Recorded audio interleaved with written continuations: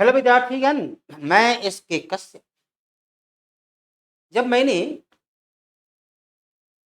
कल आपको राजधानी कोचिंग के मंच के माध्यम से सिविल कोड के प्रश्नों का विश्लेषणात्मक, सरल, सार्थक उत्तर उपलब्ध कराया, उसमें चलिए कुछ हमारे सुलझे हुए विद्यार्थी के कमेंट आए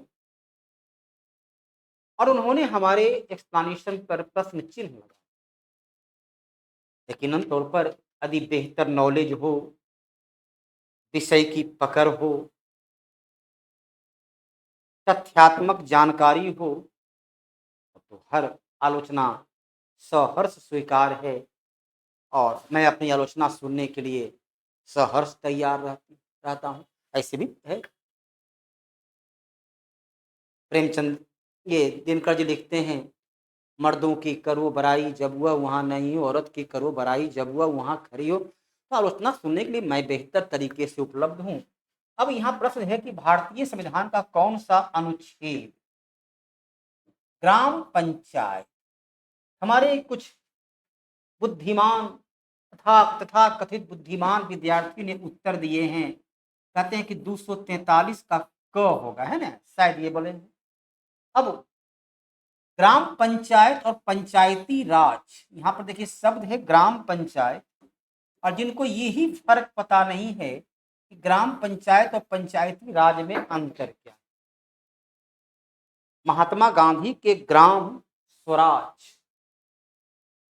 के माध्यम से राम राज की परिकल्पना के लिए अनुच्छेद 40 में दिया गया कि राज ग्राम पंचायत का गठन करे।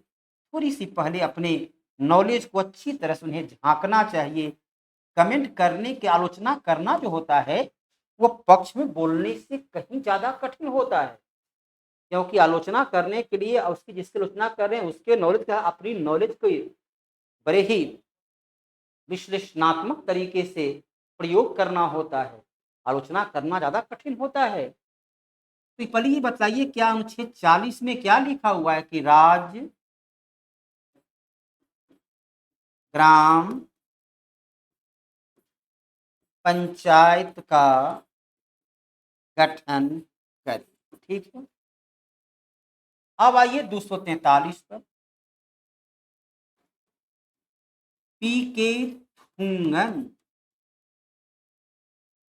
पीके थुंगन आयोग के सिफारिश पर 73वां संविधान संशोधन के द्वारा 1992 में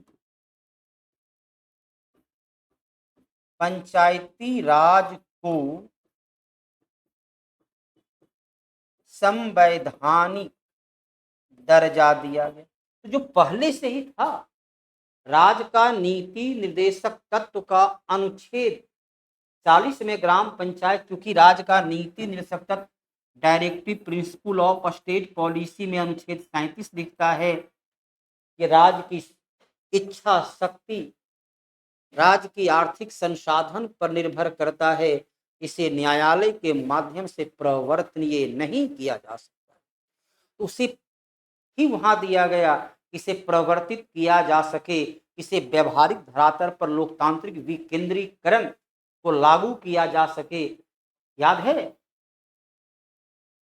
राजीव गांधी का संसद प्रधानमंत्री के रूप में संसद में दिया गया भाषण कि मैं गांव के विकास के लिए 1 रुपया भेजता हूं, 85 पैसा रास्ते में रह जाता है, पंचायत तक पहुंचता नहीं है, तो पैसा 1 रुपया पंचायत तक पहुंचे, उसके लिए संविधान में संशोधन किया गया, न कि ग्राम पंचायत के गठन के।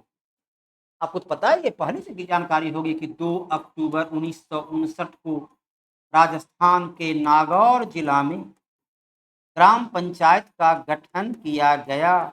तो मेरे काबिल दोस्त, तो ये जो क्या था, जब ये ग्राम पंचायत नहीं था तो 1959 में क्या गठन किया गया, थोड़ा सा ये भी बता दें। अपनी नॉलेज का जरा प्रदर्शन करें, मैं भी देखूं कि भाई कहाँ तक पढ़े हैं, कितनी गहराई में पढ़े हैं। अधजल गगरी छलकट जाए, है ना। अनुच्छेद 243 में क में क्या है, अनुच्छेद 243 में ग्राम पंचायत की परिभाषा 243 क कहता है राज ग्राम सभा। यहाँ तो पंचायत का कोई उल्लेख है नहीं। पंचायत या ग्राम सभा के सभी वयस्क मतदाता जिसका नाम पंचायत के मतदाता सूची में दर्ज है वह ग्राम सभा का मेंबर होता है। ग्राम सभा को पंचायती राज की विधायिका 243 का ख कहता है कि ग्राम पंचायत का गठन किया जाना है। इसमें पंचायती 3 स्तर का कि 2 स्तर का कि 1 स्तर का होगा। सिक्किम में गोवा में 2 स्तर का है, बिहार में 3 स्तर का है, बंगाल में 4 स्तर का है।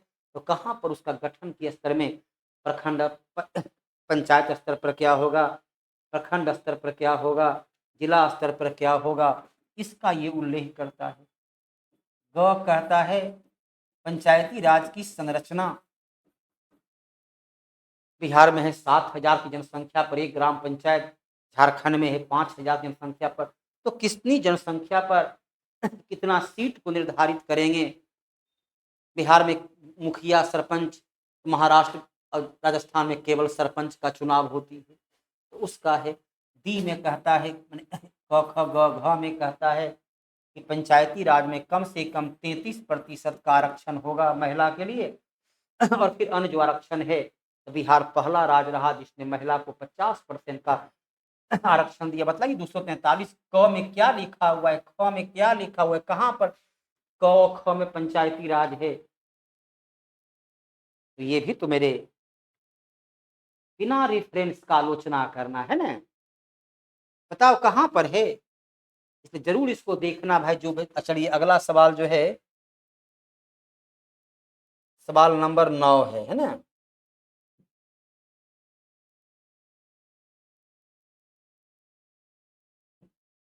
सवाल नंबर 9 कहता है कि भारत के संविधान का कौन सा अनुच्छेद राष्ट्रीय आपात का।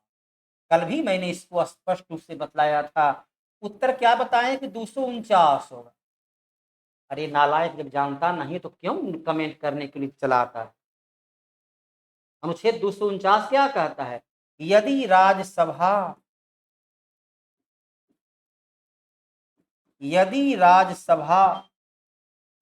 2/3 बहुमत से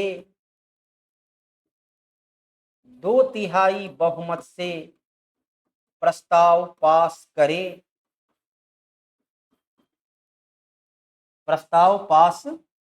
करे तो संसद एक बार में 1 वर्ष के लिए। कल भी मैंने इसको लाइन लिखा था, लेकिन लाइन तो सुनना है नहीं क्योंकि आप तो अपने विद्वान मानते हैं। अपनी योग्यता का आगे किसी की योग्यता है नहीं। जो आप तय कर लिए वही सत्य है ना, भले वो गलत ही हो। तो एक बार में 1 वर्ष के लिए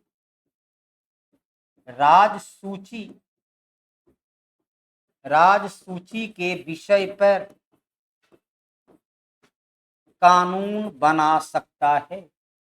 यहाँ पूछ रहा है राष्ट्रीय आपातकाल यदि राज्यसभा का 2/3 बहुमत, जब इसका अंतर ही पता नहीं है, लेकिन मोबाइल हाथ में है, टक टक टक टक टक टक लिख के कुछ लिख दिए है ना, ताकि लगे कोई देखे कि बड़ा कोई होशियार विद्यार्थी लिखा। देखो तो टीचर पर एकदम कैसे कमेंट कर दिया है, जरूर काबिल विद्यार्थी है ना।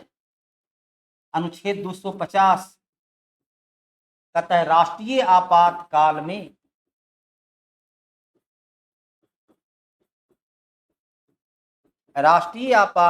में संसद राजसूची के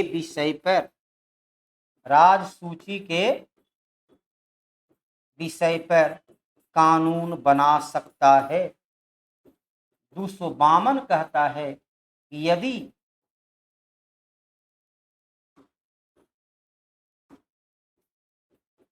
दो या दो से अधिक राज्य की विधानसभा प्रस्ताव पास करे तो संसद उस राज्य के लिए राजसूची के विषय पर कानून बना सकता है। तो तुमने किस किताब में किस गुरुजी ने तुमको पढ़ा दिया कि 249 आपातकाल में होता है? ये नॉलेज कहाँ से ले आए महान आत्मा? ऐसी जानकारी आप लोग को कौन देता है?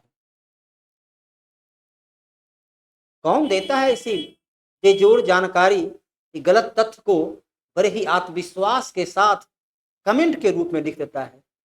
सोच सकता है तुम्हारा कितना कॉन्फिडेंस है अपने ऊपर तुम्हें कितना कॉन्फिडेंस है, और अकल जीरो है।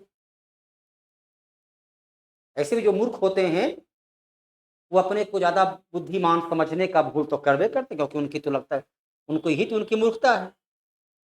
यदि मूर्ख नहीं होते तो बड़ा सर झुकाकर देखता, जांचता, परखता।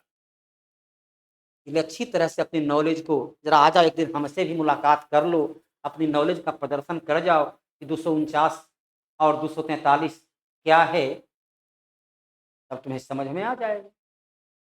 इसलिए कमेंट करने के पहले 100 बार सोचो, तब किसी पर कमेंट करना। ठीक है, धन्यवाद।